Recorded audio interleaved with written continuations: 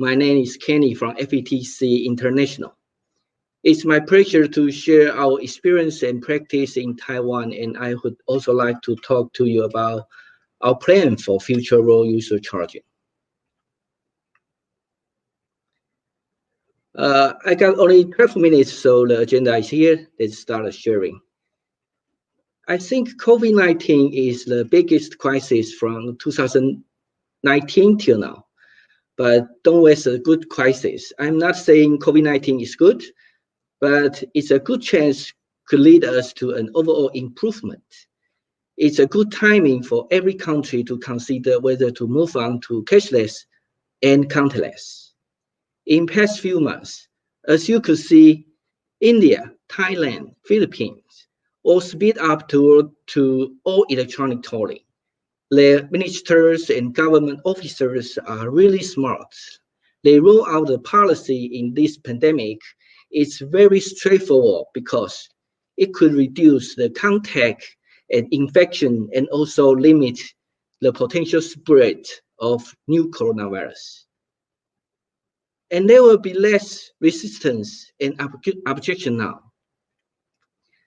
All these countries are in different stages, no matter in digital infrastructure maturity, regulation readiness, public acceptance, or ETC penetration.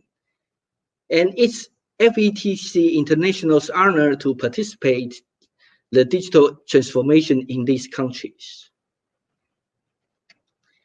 FETC International is a subsidiary of FETC. FETC was founded in 2004 with a focus on nationwide tolling operation in Taiwan.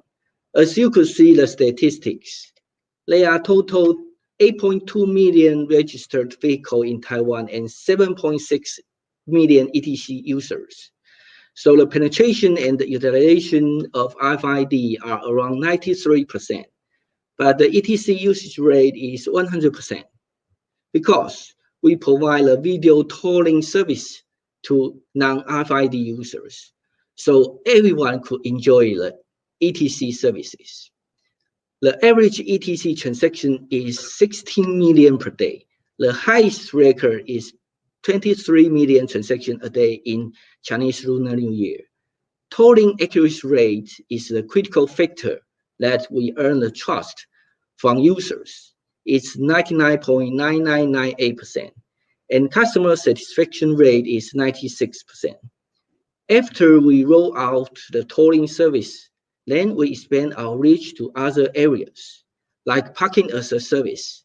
We operate more than 600 parking lots now, and the collection and also provide roadside parking fee collection in more than 6 biggest cities in Taiwan. We accumulated more than 16 years of tolling and parking services development and operation experience. In first 10 years, we made some mistakes. It's $1 billion lesson learned. We don't want you to make the same mistake. It's a lot of money lost. So we established FETC International in 2017 to share our solution and what we learned to all the countries outside of Taiwan. We got the Global Road Achievement Awards from IRF in 2016 and several awards from different organizations. What have we done to win these awards? It's Taiwan Multi-Lane Free Flow Road User Charging Project. Let me share with you. The reason to do the multi-lane free flow road user charging is because of congestion and unfair charging. There were a lot of complaints.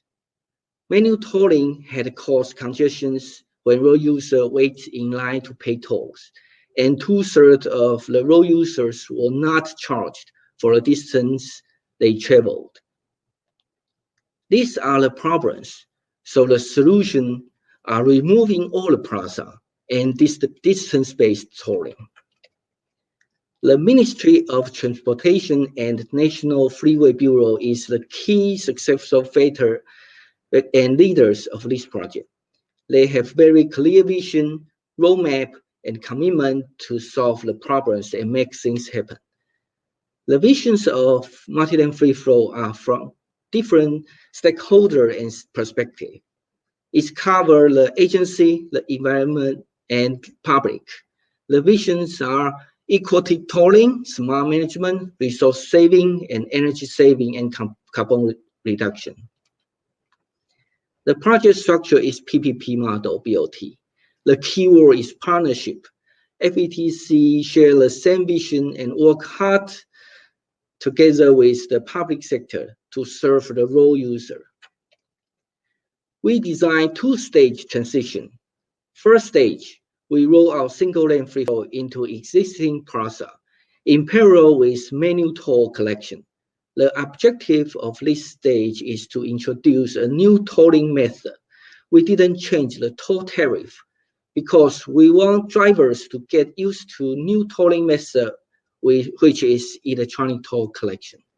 Second stage, we change the toll tariff from plaza pass-based to distance-based. And the most important thing is to communicate with the whole society about this big change. The communication will never be enough. Please try hard to communicate as much as you can when you roll out this kind of public services. So we launched the multi-lane free flow distance-based charging in 2014. It's an open ISO standard, open data platform. We combine RFID with AI license plate recognition to do the tolling. And one of the most important features is the distance-based flexible road user charging.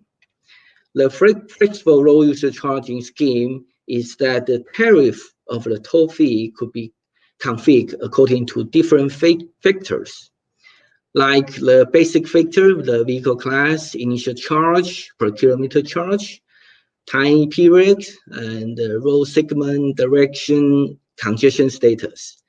And we have a unique discount factor, which is the account balance sufficient. If your account balance is sufficient, you will get discount.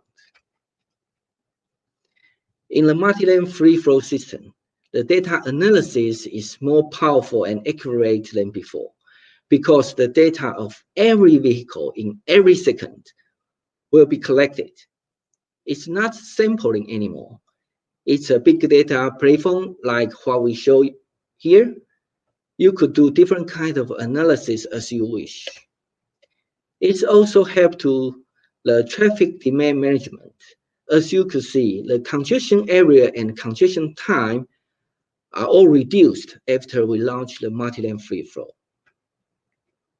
Not only traffic data analysis, we could also do the traffic prediction and followed by the reaction to control the traffic light or other traffic demand control mechanism like toll fee adjustment. Based on this digital infrastructure, we also developed some smart city applications like smart parking, high pollution vehicle control, city congestion charging, and also the low emission zone control. We are not just stop here. We are looking for the future. We start to do the POC of dual mode ETC, which combine RFID and 5G PC5 for tolling, and other applications like advanced smart traffic control, personalized mobility information in real time, and so on. With the digital infrastructure of road user charging, and all these applications surround it, like travel-related, insurance, loan-related, there is a bright future and potential of digital vehicle economy. If you want it, you have to start to build a digital infrastructure right now and do it step by step. Just contact us. We are willing to discuss with you. In the end, seeing is believing. After the pandemic, you are all welcome to Taiwan. We are willing to share with you what is the $1 billion lesson learned. Of course, the situation will be very different from country to country, and we could brainstorm together to come out a roadmap and transition plan of your road user charging. Thank you for listening. Thank you, Kenny. That was really fascinating. And I, for one, would love to be getting over there to have a closer look at what you're doing and how you're doing it. So greatly appreciate it. Welcome.